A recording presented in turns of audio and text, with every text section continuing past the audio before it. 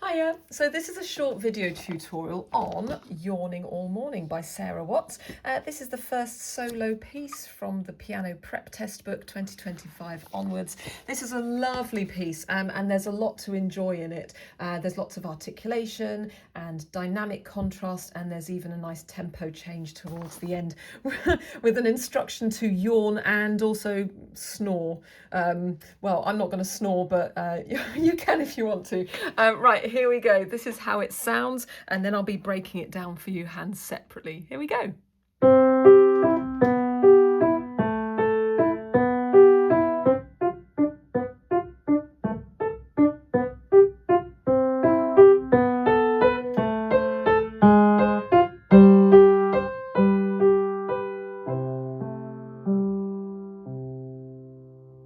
There we go. It's a really nice fun piece to play. So I'm going to show you the right hand first. The right third finger starts on the G above middle C. This is my middle C for the purpose of this video, and here's the G that I'm going to be starting on. The first line is all in this same hand position, and here we go. G to E.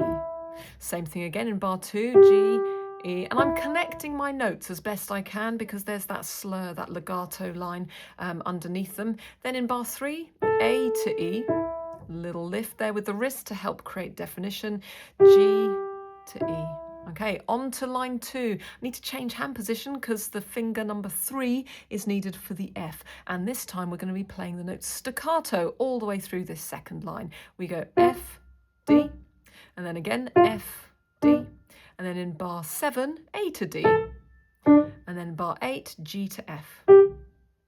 Okay, on to the third line, new hand positions. Thumb now moves to the E, and these notes on this line are all connected as well. Obviously, watch out for those rests. So we go E to G, and then A to B, and then C to A, and then C to F.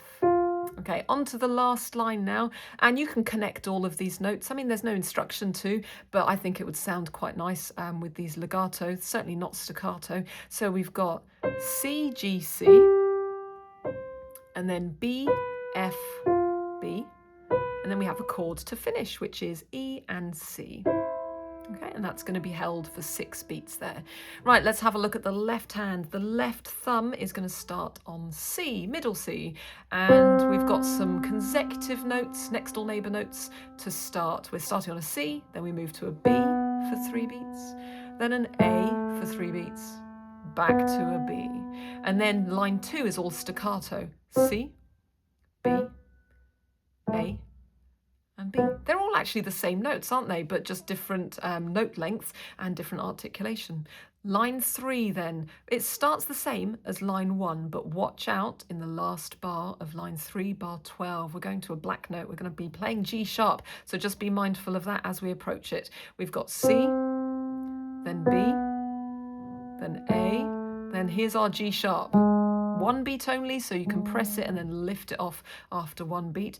Then we have to do a little thumb tuck to the G because that's needed for the first note in the last line. So we play 2 of those, and then we've got a C with the pinky. Then our thumb is going to stretch up a little bit to the A, then a G, and then C.